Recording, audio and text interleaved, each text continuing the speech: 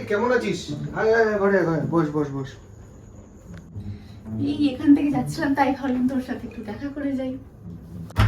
আচ্ছা, আরে ভালো করেছিস, বস বস। বল কি খাবি?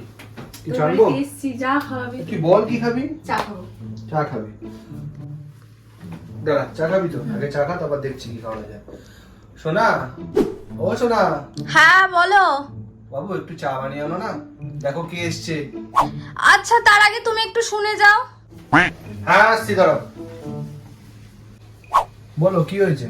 আরে তুমি ওদের সামনে এরকম সোনা বাবু কেন কথা বলছো? আমার লজ্জা লাগে না? এরকম বলো না কিন্তু। কিন্তু লজ্জা পাওয়ার কি আছে? আমি আমার বউকে সোনা বলি বাবু, তো তোমাকে বলবো না তো কাকে বলবো? তুমি আমার বউ, তোমার সোনা মোনা বলবো না তো কি বলবো বলো? এটা তো না, ভালোবাসা। আমার লজ্জা করে। কত লজ্জা, তুমি তোমার বউ।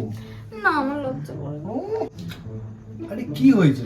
না, আমার লজ্জা লাগে। কত লজ্জা পাওয়ার কিছু নেই, তুমি আমার সন্টু না? তোমাকে আচ্ছা, ঠিক আছে, সবসময় তুমি সোনা যাও, মোনা তুমি বলে যাও, ডাকি। আমি চাটা বানিয়ে আসছি। ঠিক আছে, তাড়াতাড়ি তাড়াতাড়ি।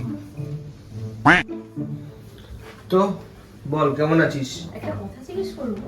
হ্যাঁ বল, কি কথা? তোদের বিয়ের এতদিন হয়ে গেল, তাই তুই বউকে এত ভালোবাসিস? সোনা বাবু, মনা।